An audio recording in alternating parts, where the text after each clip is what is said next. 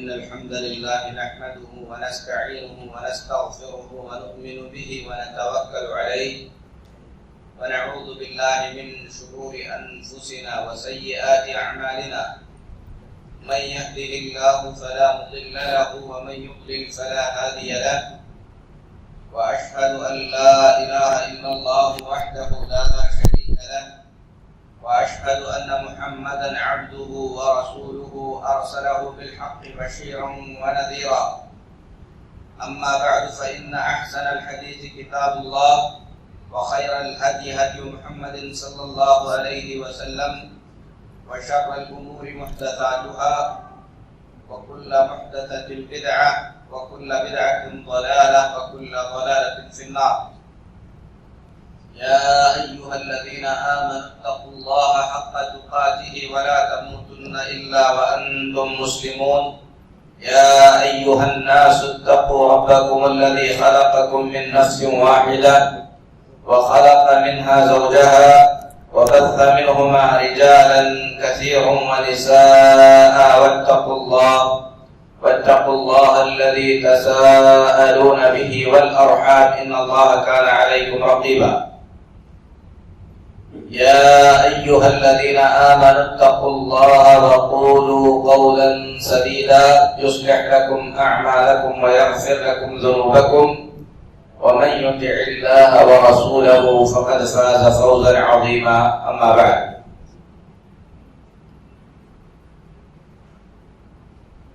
امام بخاری رحمۃ اللہ علیہ فرماتے ہیں باب لا يسب والدی، اس مسئلے کا بیان کہ آدمی اپنے والدین کو گالی نہ دے، والدین کو برا بھلا کہنا یہ کبیرہ گناہوں میں سے ہے. اور اس جملے میں امام بخاری رحمۃ اللہ علیہ نے دو حدیثیں بیان فرمائی ہیں. پہلی حدیث عبداللہ بن عمرو رضی اللہ تعالی عنہما کی ہے. فرماتے ہیں قال النبی صلی اللہ علیہ وسلم، اللہ کے رسول صلی اللہ علیہ وسلم نے فرمایا من الکبائر ان یشتم الرجل والدیہ، یہ کبیرہ گناہوں میں سے ہے کہ آدمی اپنے ماں باپ کو برا بھلا کہے، گالی دے.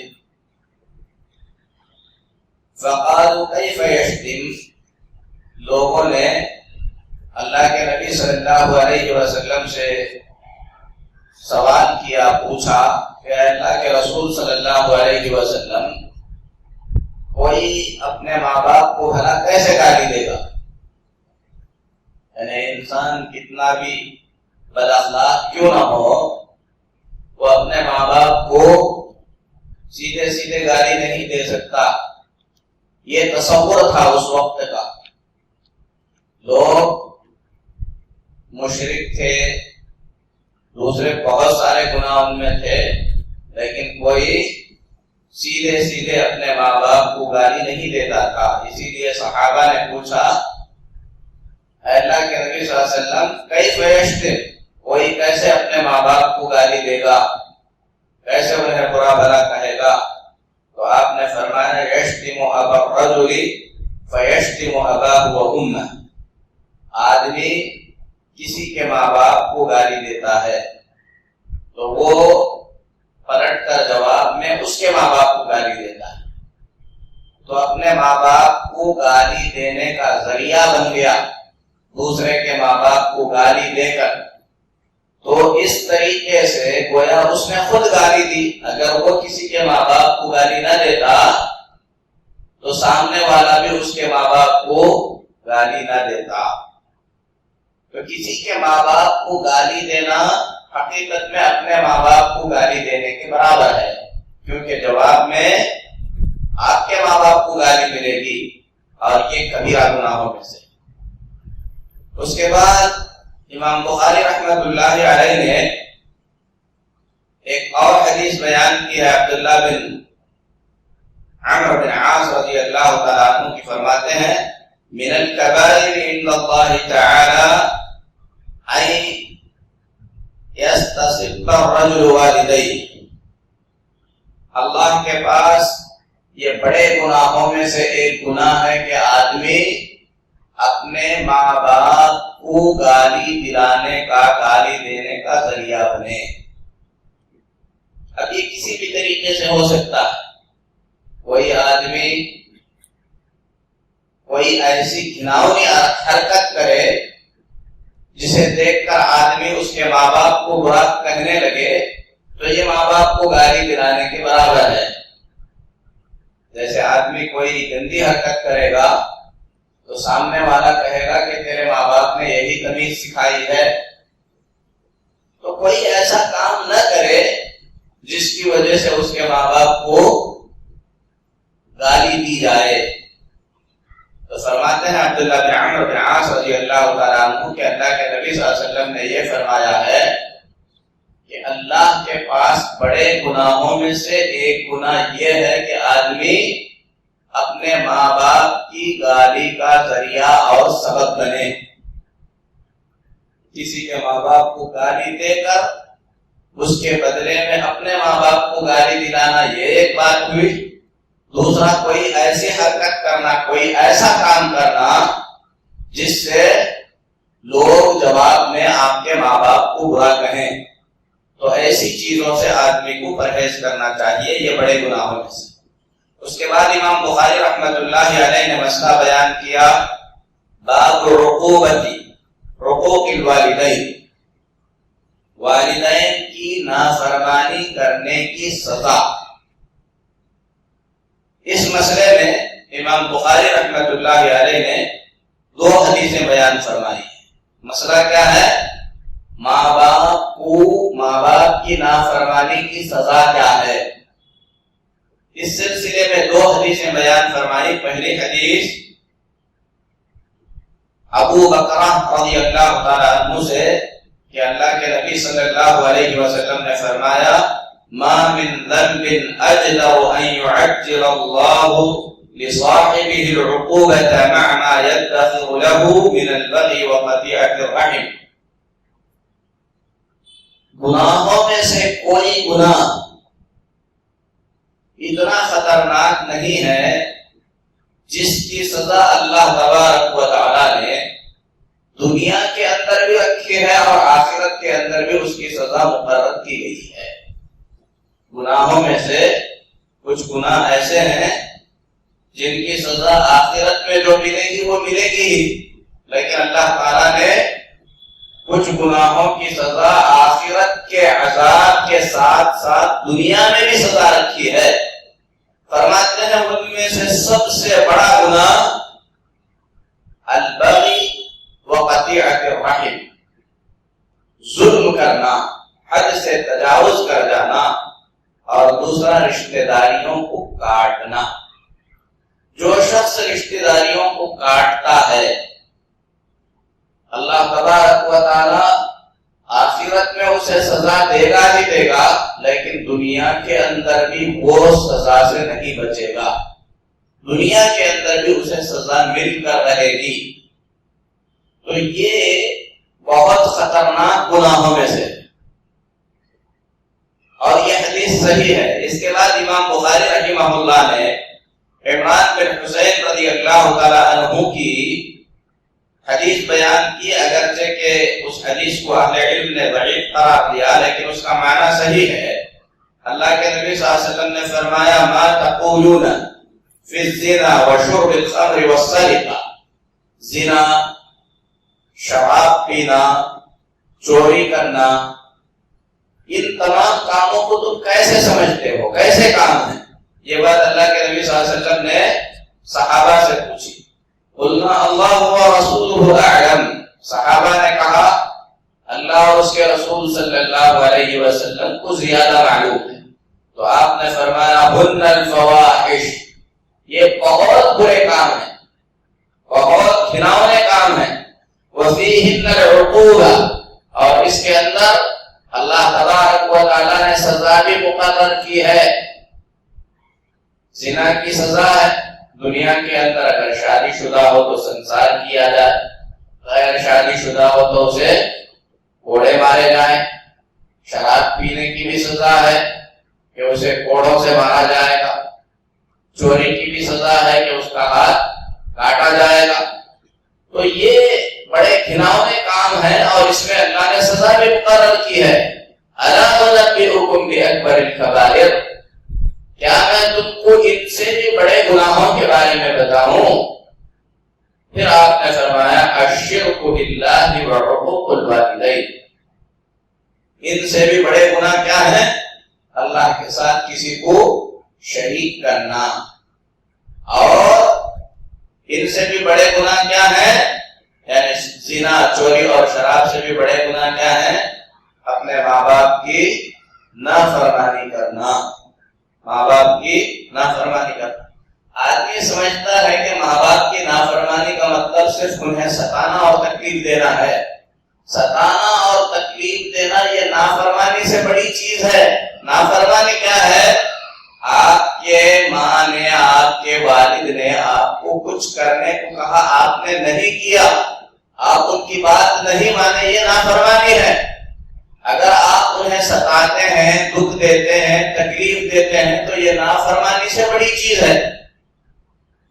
آدمی یہ نہ سوچے کہ میں نے کبھی اپنے ماں باپ کو نہیں ڈانٹا، میں نے کبھی نہیں مارا، میں نے کبھی انہیں تکلیف نہیں دی. یہی نہیں ہے، بلکہ ماں کی بات سن کر انسنی کر دینا، باپ کے کسی بھی حکم کو ٹال دینا، یہ بھی نافرمانی ہے. اور یہ بھی بہت بڑا گناہ ہے. آگے حدیثیں آئیں گی جس سے آپ کو پتا چلے گا کہ یہ کتنا خطرناک گناہ ہے. ماں باپ کا حکم، ماں باپ کی خواہش ہمارے لیے واجب ہے، ضروری ہے، اسے ہم ٹال نہیں سکتے. چاہے وہ چھوٹی چیز طلب کریں، بڑی چیز طلب کریں، اگر وہ ہمارے بس میں ہے تو ہمیں اسے پورا کرنے کی کوشش کرنی چاہیے. وَقَالَ مُتَّكِئًا فَاحْتَفَظَ وَقَالَ وَالزُّورُ، عربی کہتے ہیں عمران بن حسین رضی اللہ تعالیٰ عنہ، اللہ کے نبی صلی اللہ علیہ وسلم جب یہ بات بتا رہے تھے تو آپ ٹیک لگا کر بیٹھے تھے. آپ نے کہا زنا، چوری، شراب، اس کے بارے میں تم کیا کہتے ہو؟ صحابہ نے کہا اللہ اور اس کے رسول کو زیادہ معلوم ہے.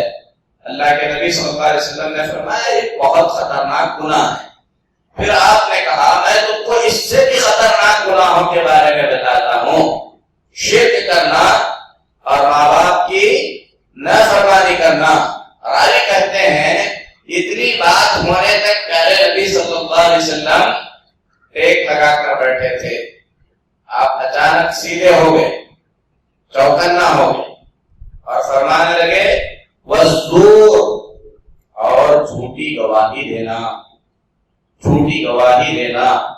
بعض روایات میں ہے اللہ کے نبی صلی اللہ علیہ وسلم یہ آخری بات جھوٹی گواہی دینا، جھوٹی گواہی دینا، اسے اتنی مرتبہ دہرانے لگے اور اتنے زور سے فرمانے لگے کہ ہم آپ صلی اللہ علیہ وسلم کی حالت پر ترس کھانے لگے، سوچنے لگے کہ آپ خاموش ہو جائیں. آپ صلی اللہ علیہ وسلم جس طریقے سے اس بات کو بیان کر رہے تھے، آپ صلی اللہ علیہ وسلم کی اس حالت پر ہمیں رحم آنے لگا.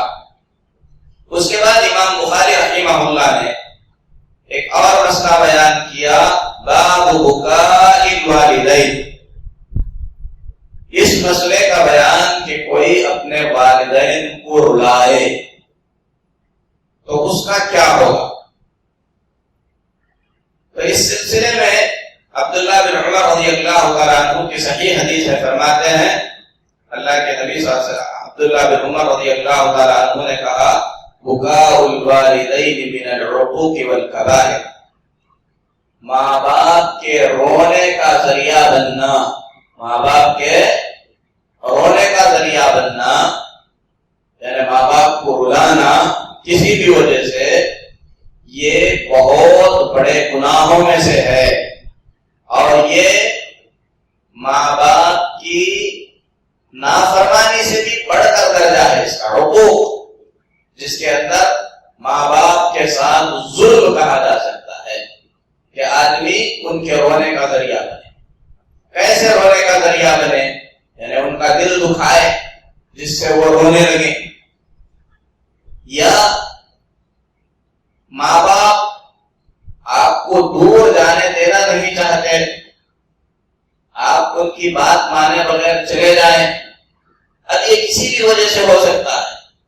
آدمی اعلیٰ تعلیم حاصل کرنے کے لیے جانا چاہتا ہے لیکن ماں باپ اجازت نہیں دیتے ہیں۔ اہل علم کا صحیح فتویٰ یہی ہے کہ وہ ماں باپ کی رضا کے خاطر اگر ان کو پسند نہیں ہے تو ان سے دور نہ جائے، چاہے تعلیم حاصل کرنے کے لیے ہو، چاہے کمانے کے لیے ہو، چاہے کسی بھی وجہ سے ہو۔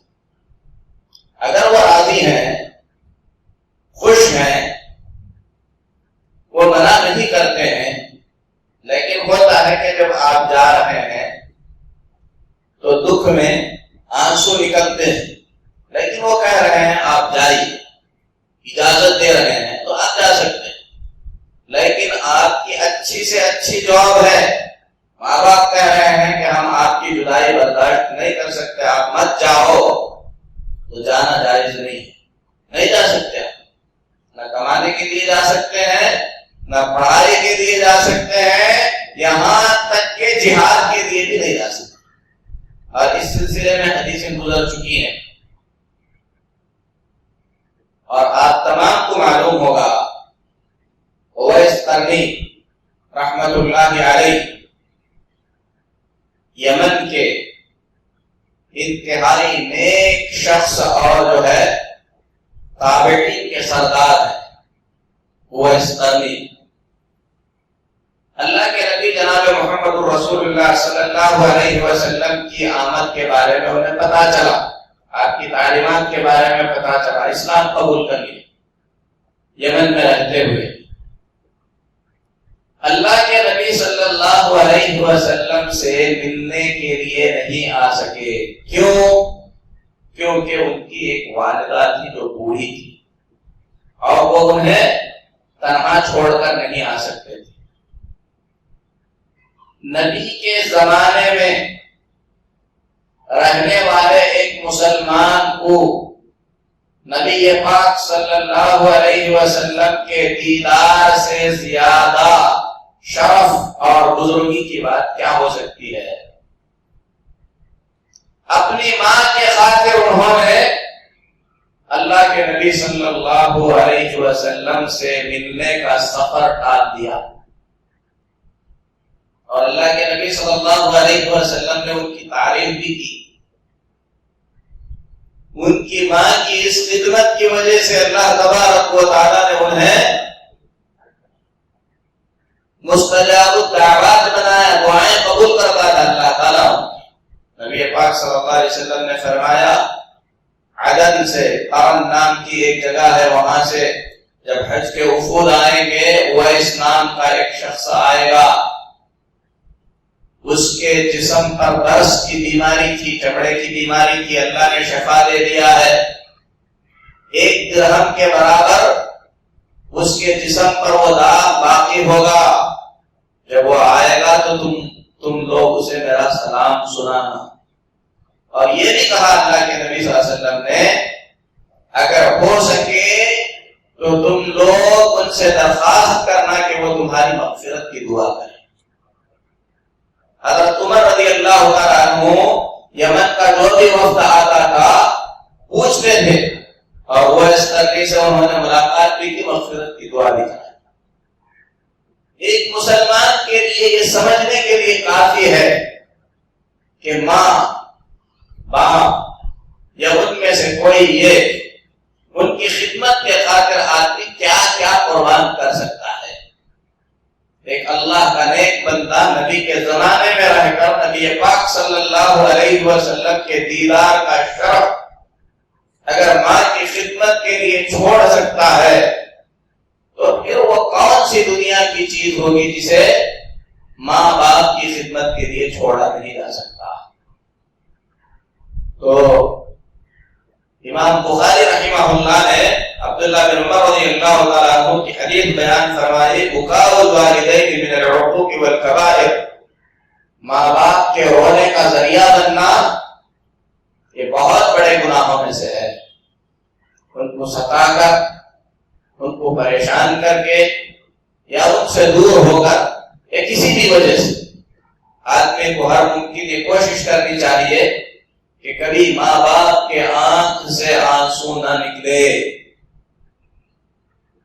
بھلے وہ آپ کو کچھ نہ کہیں، آپ کے سلوک سے اگر انہیں تکلیف ہو کر ان کی آنکھوں سے آنسو نکلتے ہیں تو یہ تباہی اور بربادی کے لیے کافی ہے. اللہ سب کی حفاظت کرے.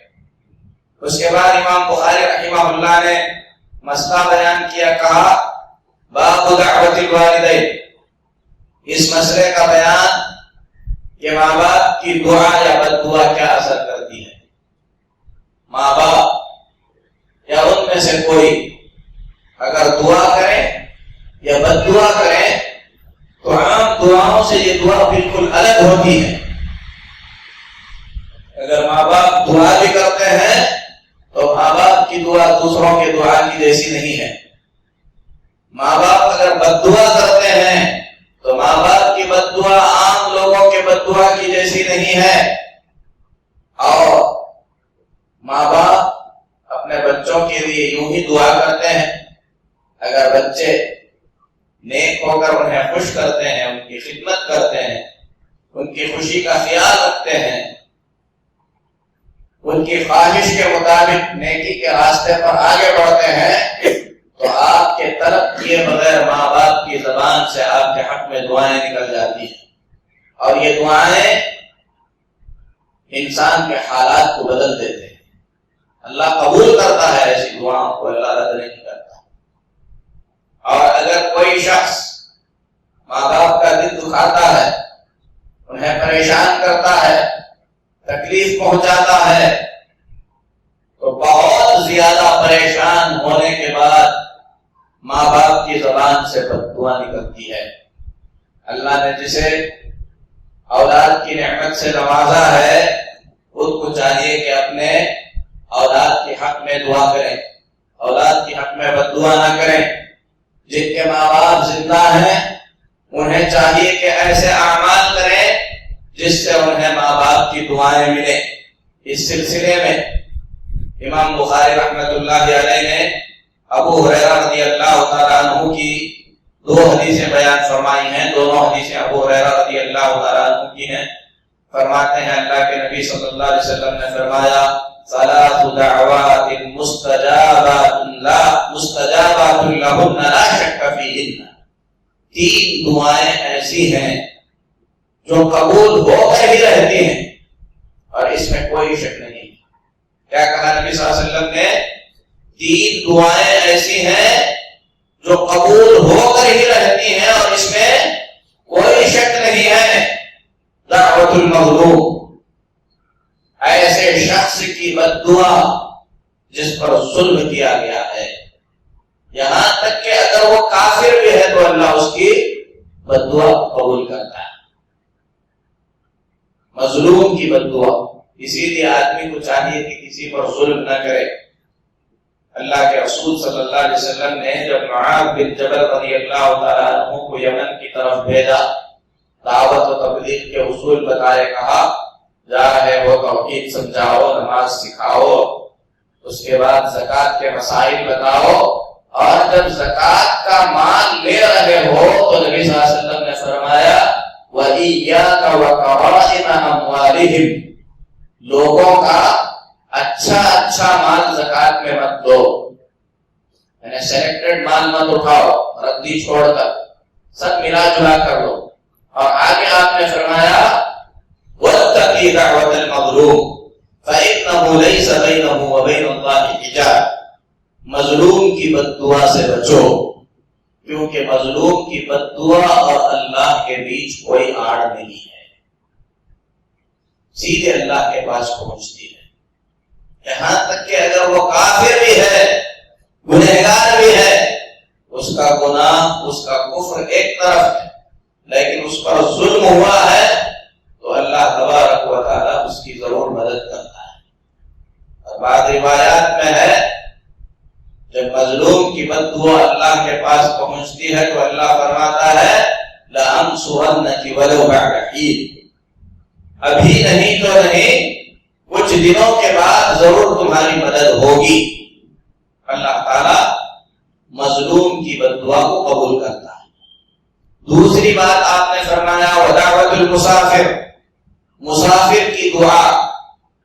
3 دعائیں آپ نے فرمائی رد نہیں ہوتی، ایک مظلوم کی، دوسری مسافر کی، کیونکہ مسافر سفر کی حالت میں اس کی حیت، اس کی حالت رحم کے قابل ہوتی ہے۔ وہ اپنے گھر میں بہت بڑا امیر ہوگا، بہت عیش و آرام سے رہنے والا ہوگا، لیکن سفر انسان کو ایسے حالات میں مبتلا کر دیتا ہے کہ اس کی حالت پر ہر کسی کو رحم آنے لگتا ہے، اور اللہ تو ارحم الراحمین ہے۔ اسی لیے جب مسافر ہاتھ اٹھا کر دعا کرتا ہے اس کا دل بہت پسیجا ہوا ہوتا ہے، دل سے نکلتی ہے دعا، اس کی حالت قابل رحم ہوتی ہے، اور جب وہ ہاتھ اٹھا کر دعا کرتا ہے تو اللہ اس کی دعا کو رد نہیں کرتا۔ اس کے بعد فرمایا وَدَعْوَةُ الْوَالِدِ عَلَى وَلَدِهِ، اور والد کی دعا اولاد کے خلاف، اولاد کے لیے والد کی بد دعا۔ اس حدیث میں کہا گیا، دوسری روایت میں ہے والد کی دعا اولاد کے حق میں۔ ہم لوگ اپنے اولاد کے بگڑ جانے کا بڑا شکوہ کرتے ہیں، لیکن اپنی حالت پر ہم غور کریں کہ اپنی اولاد کے حق میں ہم دعا کتنا کرتے ہیں، کتنی عاجزی سے اللہ تعالیٰ سے ہم اپنے اولاد کی صلاح مانگتے ہیں، ان کی نیکی کا سوال ہم اللہ سے کتنا کرتے ہیں۔ اللہ والد اور والدہ کی دعا کو رد نہیں کرتا، اسی لیے آدمی جتنی محنت، جتنی کوشش اپنے اولاد کے مستقبل کو بنانے کے لیے کرتا ہے، اسے چاہیے کہ اتنی ہی زیادہ دل کی گہرائی سے اللہ کی بارگاہ میں ہمیشہ دعا کرتا ہے۔ اللہ سے دعا ہے اللہ سب کی اولاد کو نیک بنائے۔ تو اولاد کے حق میں دعا اور بد دعا رد نہیں ہوتی، اسی لیے آدمی کو ایسے اعمال کرنا چاہیے جس سے والدین کی دعا حاصل ہو، اور جن کی اولاد ہے والدین کو اپنے اولاد کے حق میں دعا دینی چاہیے۔ آخری حدیث ہے، تھوڑی لمبی حدیث ہے، لیکن ایک عجیب و غریب قصہ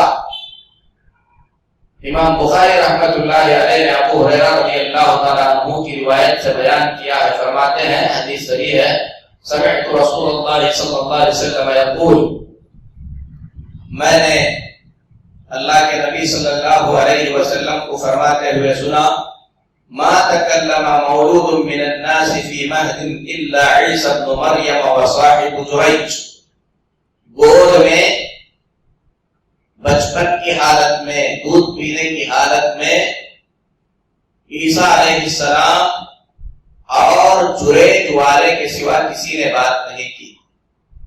یہ ایک عجیب حدیث ہے۔ اس حدیث میں اللہ کے نبی صلی اللہ علیہ وسلم نے فرمایا گود میں 2 بچوں نے بات کی۔ ایک اور روایت میں 3 کا ذکر ہے، اور وہ حدیث جو ہے بخاری اور مسلم میں ہے۔ قیل یا نبی اللہ وما صاحب جریج، صحابہ نے کہا اے اللہ کے نبی صلی اللہ علیہ وسلم، یہ جریج کا کیا معاملہ ہے؟ صاحب جریج کون ہے؟ کیونکہ عیسیٰ علیہ السلام کے بات کرنے کا ذکر تو قرآن پاک میں ہے۔ اللہ تبارک و تعالیٰ نے فرمایا فَأَتَتْ بِهِ قَوْمَهَا تَحْمِلُهُ، عیسیٰ علیہ السلام کو جنم دینے کے بعد مریم انہیں اٹھا کر اپنے قوم کے پاس لے کر آئی۔ قالوا یا مریم، تو قوم کے لوگوں نے کہا اے مریم یہ کیا ہے، یہ کیا بہتان لے کر آئی؟ تو انہوں نے بچے کی طرف بات اشارہ کیا۔ اللہ فرماتا ہے کہ عیسیٰ علیہ السلام نے فوراً کہا انی عبد اللہ آتانی الکتاب وجعلنی نبیا وجعلنی مبارکا اینما کنت واوصانی بالصلاة والزکاة ما دمت حیا وبرا بوالدتی ولم یجعلنی جبارا شقیا۔ اتنی باتیں عیسیٰ علیہ السلام نے کہی، پیدا ہوئے تھے اسی دن، کہا کہ میں اللہ کا بندہ ہوں، اللہ نے مجھے کتاب دیا، نبی بنانے والا ہے، اللہ نے مجھے بابرکت بنایا ہے جہاں پر بھی میں رہوں، اللہ نے مجھے نماز اور روزے کی وصیت فرمائی ہے، میں اپنے ماں کی پاکی بیان کرتا ہوں کہ میری ماں پاک ہے، اور اللہ تبارک و تعالیٰ نے مجھے سخت اور بدبخت نہیں بنایا۔ یہ باتیں عیسیٰ علیہ السلام نے کب کہی؟ پیدا ہوئے فوراً، جبکہ پیدا ہونے کے بعد بچہ فوراً بات نہیں کرتا، باتیں سیکھنی پڑتی ہیں، شروع میں ٹوٹے پھوٹے الفاظ بولتا ہے، لیکن اللہ تعالیٰ ہر چیز پر آگے۔ تو صحابہ نے کہا صاحب جریج کیا ہے؟ جریج والا کون ہے؟ اللہ کے نبی صلی اللہ علیہ وسلم نے فرمایا جریج ایک عبادت گزار آدمی تھا۔ کیسا آدمی تھا؟ راہب، اللہ سے ڈر کر عبادت میں لگا ہوا آدمی۔ بعض روایات میں ہے کہ وہ ایک تاجر تھے، تجارت کرتے تھے، تجارت میں کئی مرتبہ انہیں گھاٹا ہوا، نقصان ہوا، تو پھر انہوں نے سوچ لیا کہ میں ایک ایسی تجارت میں لگ جاتا ہوں جس میں ذرہ برابر بھی گھاٹا نہ ہو، اور وہ اللہ کے ساتھ تجارت میں لگ گئے، عبادت میں مشغول ہو گئے، راہب بن گئے، پوری دنیا سے کٹ کر بستی سے دور الگ ایک چھوٹا سا عبادت خانہ بنا کر اپنے آپ کو اس عبادت خانے کے اندر محصور کر کے اسی میں رہ گئے۔ فرماتے ہیں اللہ کے نبی صلی اللہ علیہ وسلم کان رجلا راہبا فی صومعۃ اللہ، وہ ایک عبادت گزار بندہ تھا، اپنے گرجا گھر میں عبادت کرتا تھا، اور وہاں پر اس کے گرجا گھر کے پاس ایک گائے چرانے والا جو ہے چرواہا بھی ہوتا تھا، اور ایک عورت دیہات کی، اس گاؤں کی ایک عورت اس گائے کے چرواہے کے پاس آیا جایا کرتی تھی، اور اس سے اس کے غلط تعلقات تھے۔ فرماتے ہیں اللہ کے نبی صلی اللہ علیہ وسلم فأتت أمه يوما أسفل صومعته فقالت يا جریج، ایک دن اس کی ماں، جریج کی ماں اس کے عبادت خانے کے پاس آئی، اور آ کر اس نے آواز دی، کہا اے جریج۔ تو جریج نماز میں مشغول تھے۔ اللہ کے نبی صلی اللہ علیہ وسلم فرماتے ہیں انہوں نے کہا ربی امی و صلاتی، اے اللہ ایک طرف میری ماں کی پکار ہے اور ایک طرف میں نماز میں مشغول ہوں، کیا کروں؟ اللہ کے نبی صلی اللہ علیہ وسلم نے فرمایا انہوں نے نماز مکمل کر لی، نماز پڑھنے لگی، ماں نے دوبارہ آواز دی، یا تو اسی وقت یا تو بعض روایات کے مطابق گئی آئی، آ کر دوبارہ اس نے پکارا، اس وقت بھی وہ نماز میں مشغول تھے کیونکہ اللہ کی عبادت کے لیے ہی دنیا چھوڑ کر آئے تھے۔ ماں نے جب آواز دی تو کہا امی و صلاتی، میری ماں اور میری نماز، کیا کروں؟ اللہ کے نبی فرماتے ہیں انہوں نے یہی مناسب سمجھا کہ نماز مکمل کر۔ تیسری مرتبہ آئی، تیسری مرتبہ بھی ماں نے آواز دی، تو جریج کے ساتھ ویسے ہی ہوا، نماز میں تھے، جواب نہیں دے سکے، تو اس وقت ان کی ماں نے بد دعا کی، بد دعا کرتے ہوئے ماں نے کہا لا اماتک اللہ حتی ترى وجوہ المومسات، اے جریج اللہ تجھے اس وقت تک موت نہ دے جب تک کہ تو بدکار عورتوں کی شکل نہ دیکھ لے۔ ماں بد دعا کر کے چلی گئی۔ اللہ کے نبی صلی اللہ علیہ وسلم فرماتے ہیں وہ بدکار عورت جو گائے کے چرواہے کے ساتھ بدکاریاں کرتی تھی، بچہ جنم دی، لے کر وہاں کے حاکم کے پاس، بادشاہ کے پاس پہنچی، اور جا کر اس نے شکایت کی، کہا کہ یہ جو ہے جریج کا بچہ ہے۔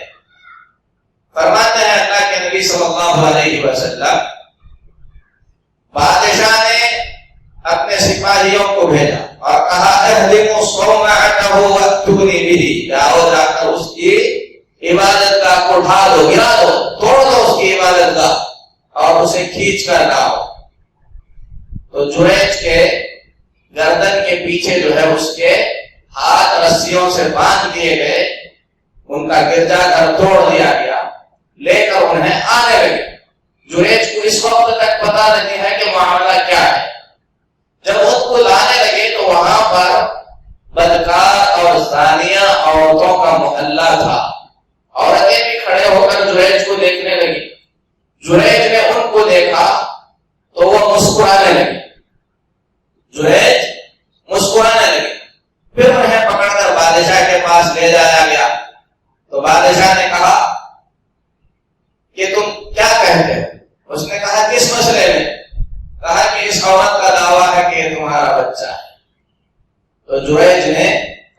بچے کو حاضر کرو. بعض روایات میں آپ نے نماز پڑھی، بعض روایات میں آپ نے ڈائریکٹ مخاطب کر کے بچے سے کہا من ابو، اے بچے تیرا باپ کون ہے؟ تو اس دودھ پیتے بچے نے فوراً کہا راعی البقر، وہ فلاں چرواہا میرا باپ ہے. فوراً سب کو اپنی غلطی کا احساس ہو گیا، سب جریج کا احترام کرنے لگے. اس کے بعد بادشاہ نے کہا اگر آپ اجازت دیں تو ہم آپ کا عبادت خانہ سونے سے بنا دیں. جریج نے کہا مجھے اس کی ضرورت نہیں ہے. کہا کہ ہم چاندی کا بنا دیتے ہیں. جریج نے کہا مجھے وہ اس کی بھی ضرورت نہیں ہے. تو بادشاہ نے کہا پھر کیا کریں؟ جریج نے کہا جیسا مٹی کا تھا ویسے ہی بنا دو.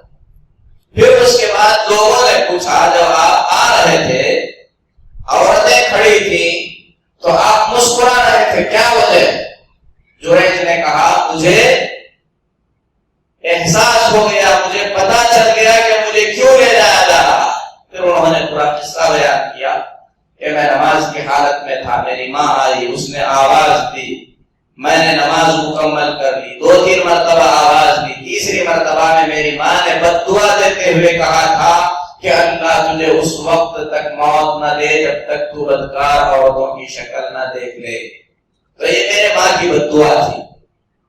اس واقعے کو بیان کرنے کے بعد امام عبدالعزیز بن عبداللہ بن باز رحمۃ اللہ علیہ جب ان سے سوال کیا گیا کہ اگر کوئی شخص نفل نماز میں ہے، اس کے والدین اسے آواز دیتے ہیں تو اسے کیا کرنا چاہیے؟